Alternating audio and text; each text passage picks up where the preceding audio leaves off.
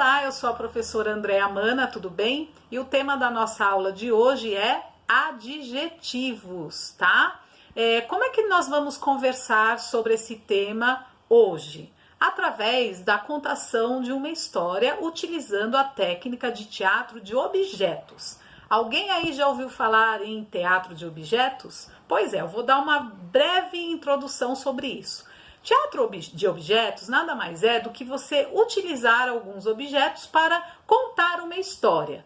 Só que vocês têm que escolher os objetos dentro de um mesmo contexto. No meu caso aqui hoje, eu escolhi lápis, caneta, estojo, ou seja, esses materiais que geralmente a gente usa lá na escola, tanto para trabalhar quanto para estudar. Tá bem? Mas vocês podem escolher, por exemplo, utensílios domésticos, produtos de higiene pessoal, tá? De várias formas você consegue recontar uma história. Qual que é o objetivo principal? Através desses objetos escolhidos, para que essa história tenha vida e para quem estiver assistindo, consiga entender, cada um à sua maneira, essa história que está sendo contada, tá bem? Como o nosso tema é adjetivo, o que vocês vão fazer? Vocês vão pegar o seu caderno aí de língua portuguesa e prestar bastante atenção nessa história. À medida que forem ouvindo essa história, vocês vão registrar no seu caderno de língua portuguesa os adjetivos, tá? Que a professora já explicou lá na aula, e aí vocês vão registrar os adjetivos que aparecem em relação aos personagens dessa história. No caso, nós temos dois personagens principais e também dos lugares dessa história. Aqui nessa história vai aparecer dois lugares. E aí vocês vão registrando, façam uma tabelinha, adjetivos. De um lado vocês coloquem dos personagens, né? E do outro lado dos lugares, tá bem?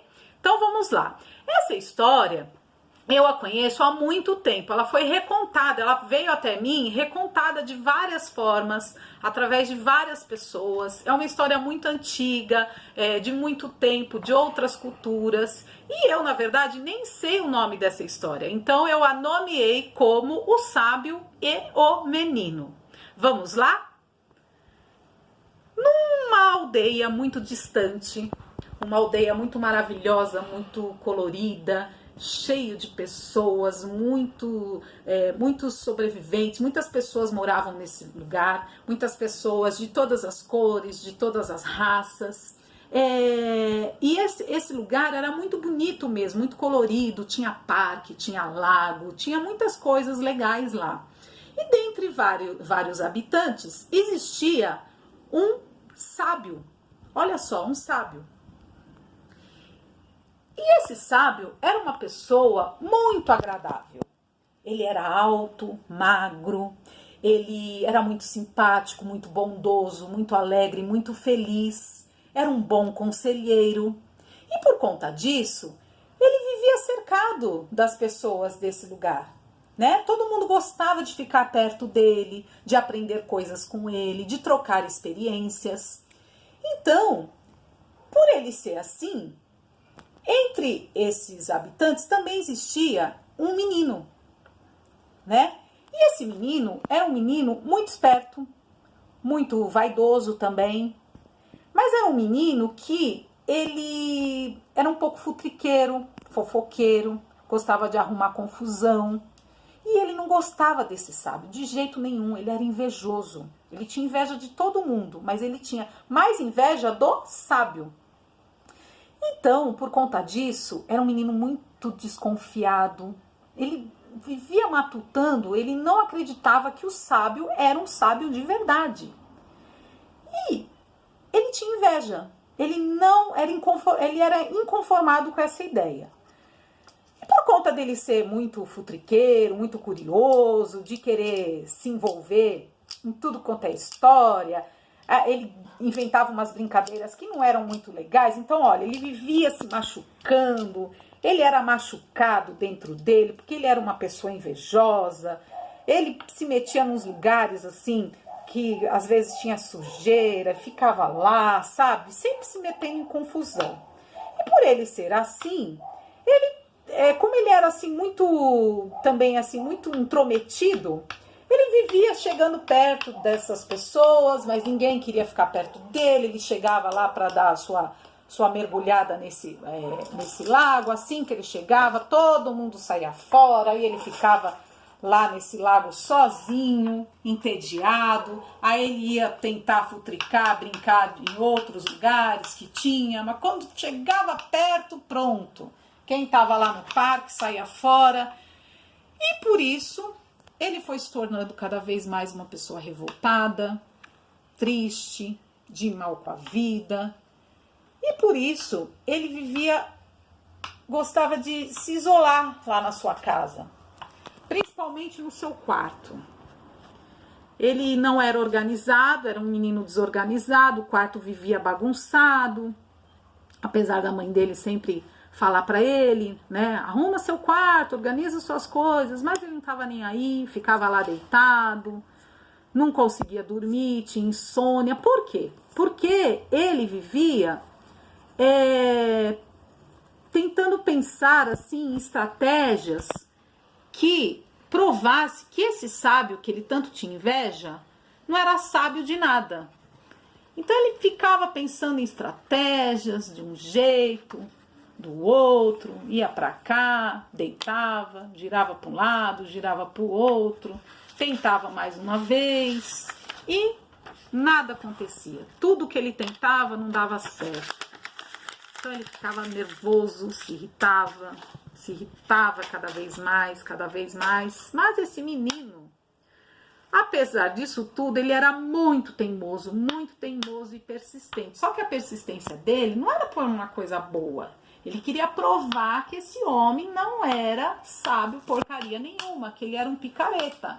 Então ele ficava lá tentando, matutando a cabecinha, pensando de várias formas, né? Pegar uma peça nesse sábio. Não dava certo, ele tentava de outra forma, né?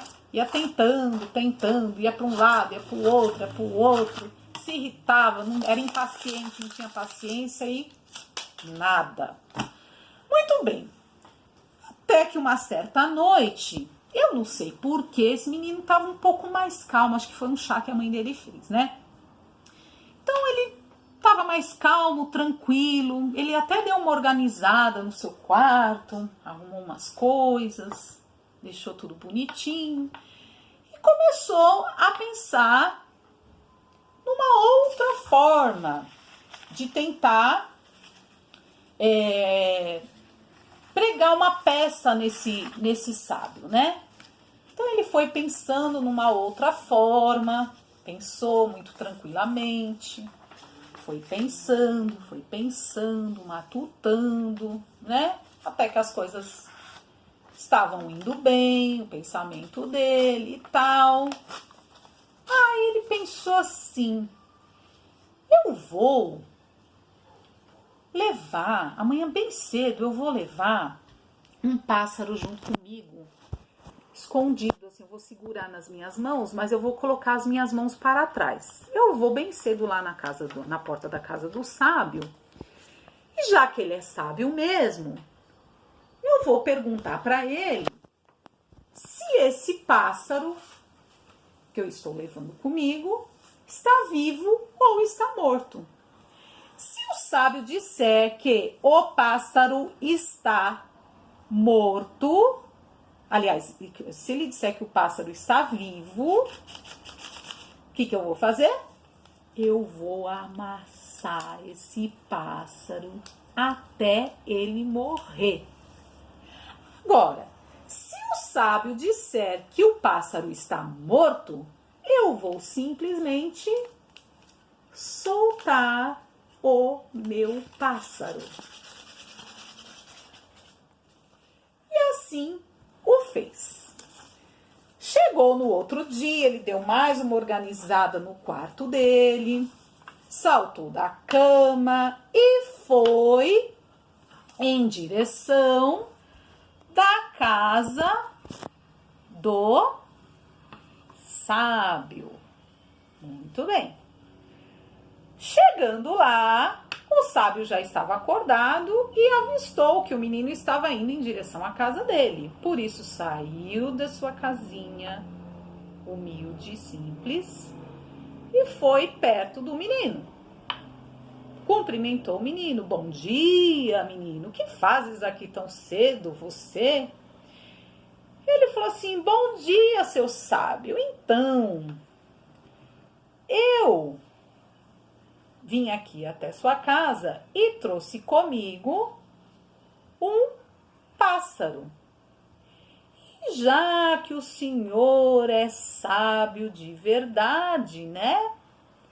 Eu quero saber se você adivinha se o pássaro está vivo ou está morto.